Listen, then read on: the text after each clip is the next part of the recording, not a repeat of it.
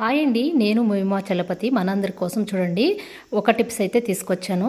ఇవి మెంతులు, ఇవి బియ్యము, మందారం పూలు, కరేపాకు.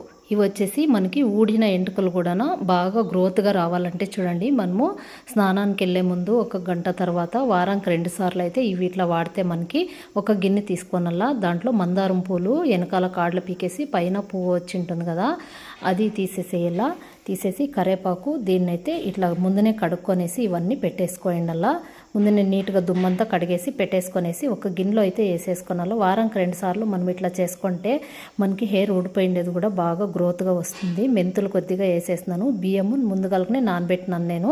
బియ్యం కూడా నానబెట్టేసి ఇట్లా పెట్టేస్తే చూసారు కదా, ఇవైతే బాగా మనకి యూస్ అవుతాయి. ఇట్లా చేసేస్తే బియ్యము, మెంతులు, కరేపాకు, మందారం పూలు అన్నీ వేసేసి గిన్నెలోకి నీళ్లు పోసేయాల. మంచినీళ్ళు పోసేసి స్టవ్ పైన పెట్టేసి దీన్ని బాగా ఉడికిచ్చేసేయాల.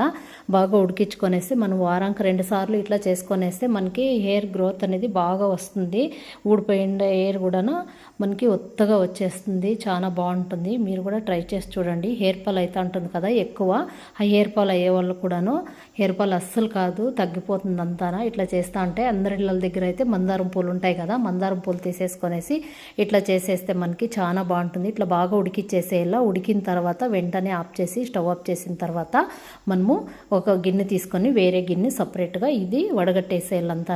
తొందరగా వడగట్టేసేయాల, లేదంటే దాంట్లోనే అంతా గట్టి పడిపోతుంది మనకు. తర్వాత ఈ జెల్ అనేది రాదు. చూసారు కదా, ఇట్లయితే దీంతో ప్లాస్టిక్ దాంతో అయితే ఇట్లా వడగట్టకూడదు, స్టీల్ దాంతో వడగట్టాల స్టైనర్తో. మా ఇంట్లో అది చిన్నది ఉంది కాబట్టి నేను దీంతోనే ఇట్లా వడగట్టేస్తా ఉన్నాను. వేడివేడిగా ఉంటుంది కదా, అందుకోసమేనే అలా చేయాలనుకున్నప్పుడు కొద్దిగా ఇది నీళ్ళలో బాగా నానిపేసేయాల. స్ట్రైనర్తో నీళ్ళలో నానిపేసి తర్వాత ఇది పోసేస్తే ఏం కాదు, లేదంటే అదంతా మెత్తగా అయిపోతుంది.